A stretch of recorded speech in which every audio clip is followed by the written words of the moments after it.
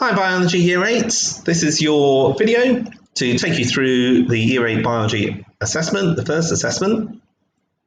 What I'd like you to do is I'd like you to use this in conjunction with the quiz that I've got on your Google Classroom, and I'd like you to make sure that you use the opportunity to reflect over your answers and to suggest improvements.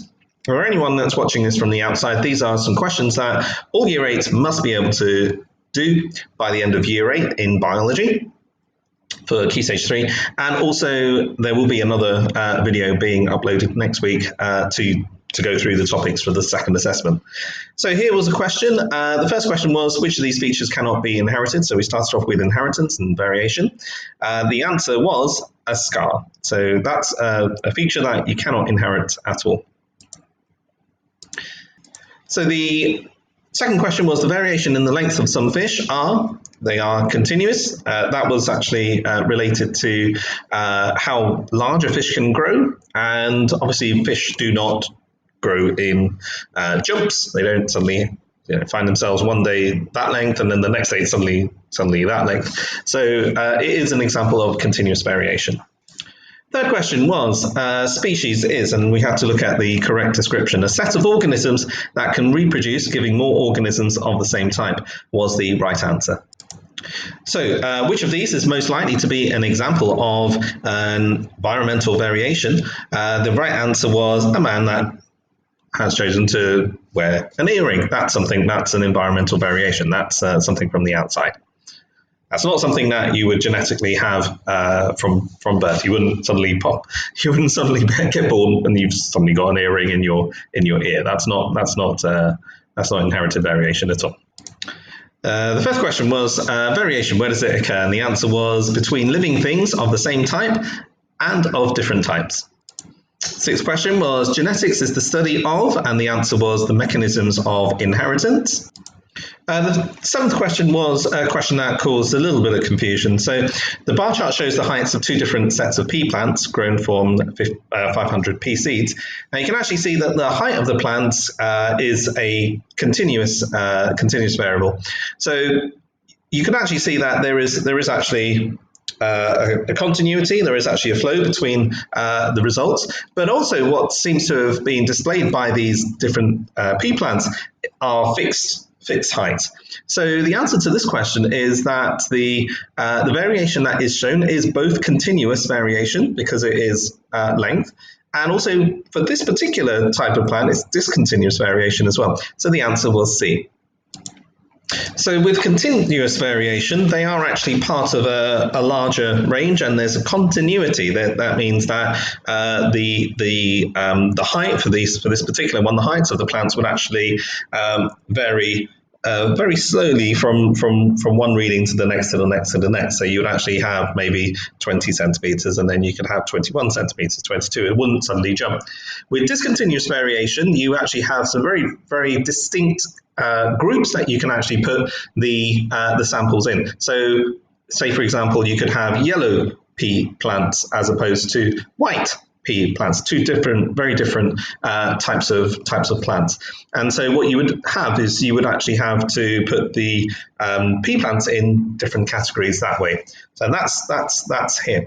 But you also have over here, you have the display of the different heights. So you can actually see that there are gaps between these heights. Okay, so there are gaps between the heights of the columns. That means that there seems to have been a jump between one length and the next and the next and the next. So the answer is that it shows both continuous variation, as you actually have continuous flow going upwards and then downwards, but then there's also discontinuous variation because you've also got the jumps in between. What is not a feature of natural selection in the eighth question is selection by humans. What is an adaptive feature of an organism? The answer is any feature that helps an organism to survive and reproduce. And the 10th question, where in the body can one find DNA? You can only find the DNA inside the nucleus of cells. So anyone that was picking location only in red blood cells, and red blood cells don't actually have a nucleus. So that was a question that you may have been tricked on. Okay, labeling the diagrams was the next question, and on the screen you can actually see the diagram that's shown for the first extended response question. The answers are for label number 1, the answer was a base. For label number 2 and 3, for label number 2, you could actually pick either of DNA or gene. Both of them would be acceptable in this situation. So yes, label 2 and 3, both of them are interchangeable. The reason being that the labels were pointing towards a small section, but you could also say that the small sections are made up of deoxyribonucleic acid, DNA, which is the chemical that makes up that small section of genes. Label 4 was actually looking at the entire structure, so the answer to that was chromosome. And question number 5, or label number 5 rather, where are all of these chromosomes housed? The answer is in the nucleus of the cell, so that was the answer. The next question, question number 2, was about quaggas, an extinct animal that lived in Africa. So how were zebras and quagga genes passed on from the parents to their offspring?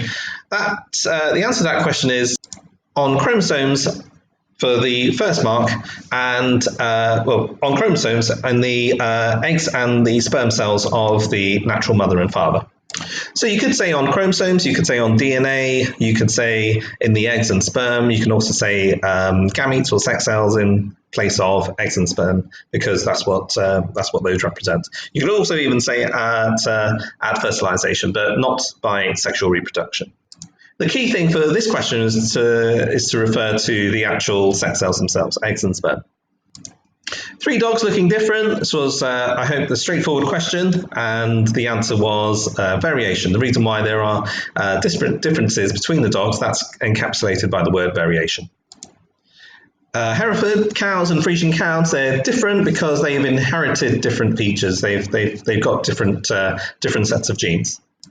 Gareth's writing to his pen friend, describing himself. Being a boy and having brown eyes are 2 features which he must have inherited and which will not have been affected by his environment. Perhaps his weight and his height could be, but they can also be affected by the environment. The next question was talking about some statistical analysis that Gareth was doing. He collected some data about the features of pupils in his school, and he first of all looked at height versus the number of pupils in each height range. And the question is actually asking which 2 features would show a similarly shaped distribution. Now, this distribution is a continuous distribution. It's not a discontinuous distribution. So the ability to roll the tongue, that wouldn't be right because that's discontinuous. Presence of earlobes, again, it's either a yes or no, so that's discontinuous. And the mass of the pupil would be continuous, and also the circumference of the head would also be continuous. Now the eye color would be discontinuous. And the right answers are mass of pupil and circumference of the head. How much the head is, how much do you have the measurement of a head, basically. I chuckle there because very recently my head circumference has actually decreased, as you can tell. Okay, we have a family diagram, and the freckled ones are the ones that are shaded. So the children that are most likely to have freckles are Becca and Katie. The next question after that was why is Bill not likely to have freckles, or why doesn't he have freckles? You can say that his parents, or the children's grandparents did not have freckles, so there was no freckles genes to pass on. Why do children have characteristics of both parents? The reason why is because that information is passed on through genes, through the sex cells from the natural mother and father. So chromosomes can also be used as a word in place of genes. Sarah, as a twin, now spends a lot of her time working outdoors in the UAE, and Helen works in an office in England. So their eye color is identical because that's what was inherited from their mother and father. They're identical twins. But their skin color could be altered by the amount of sunshine that they receive, and their weight can also be altered because of their diets and the amount of activity that they have. Remember that Sarah is working outdoors and perhaps working a little more actively than Helen, who's working in an office. Two features that a dog breeder would look for when choosing Huskies to breed. So we're looking at strong muscles to be able to pull the sleigh, and also thick fur to keep them warm and protect themselves in the extreme cold climates. And that brings us to the end of our questions that we need to review. So what I need you to do is I need you to, if you've not done so already, I need you to be pausing through each of these questions to look at the answers, compare those answers against the answers that you've got, and fill in the Google quiz that allows you to reflect and to correct your own answers that you got wrong. Look forward to receiving that Year 8, and for anyone that's watching, I hope this has been quite informative. There's going to be a second video that summarises more topics, different topics, next week, and thank you very much for joining us on the channel. Take care, stay safe, bye-bye.